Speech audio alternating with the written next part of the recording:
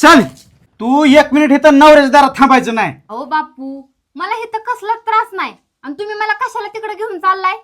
अगं तुझं अंग सांगतय तुला इथं किती त्रास आहे ती. अहो मला इकडचा वाद सूट होत नाही. बाकी सगळं व्यवस्थित आहे. तुम्ही कशाला उगाच काळजी करताय? आणि माझा नवरा ना माझी लय काळजी घेतो बापू. अगं चल तू इथं बिकराट्याच्या दारात शिळ तुकडा मोडण्यापेक्षा माझ्या घरी चल, 5 पकवान तुला खाया घाल तू. अहो बापू, नवऱ्याच्या दारात जरी शिळ तुकडा असला ना तरी ती 5 पकवान म्हणून खायचं असतात. तेव्हाच संसार होतो.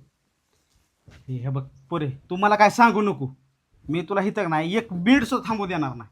अगं सगळे पाहुणे रावळे गाव नावं ठेवायला लागलं मला. पोरीच्या अंगावर काडीभर मास राहिलं नाही. अहो माणसं काय नावच ठेवणारे असतात.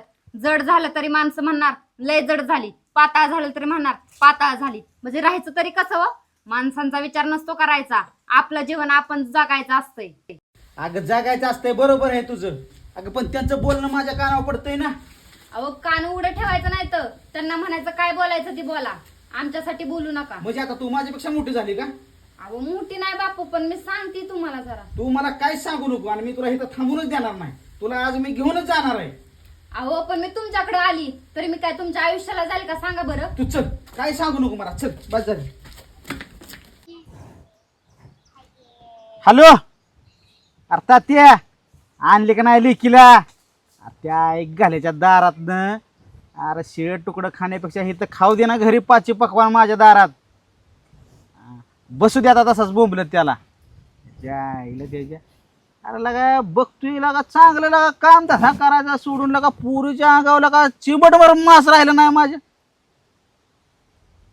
आता त्याचा रागान चांगलंच जाऊ दे मरून तिकडे आहे घरी.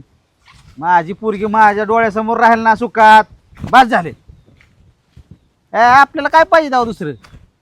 आपला जीव आपल्यापाशी असला म्हणजे बस झाले. बरं बरं असू दे. हो हो आता लय वाज. बापू, अहो पूनम आली का इकडं? नाही आली पूनम इकडं. अहो बापू, असं कसं म्हणताय नाही आली?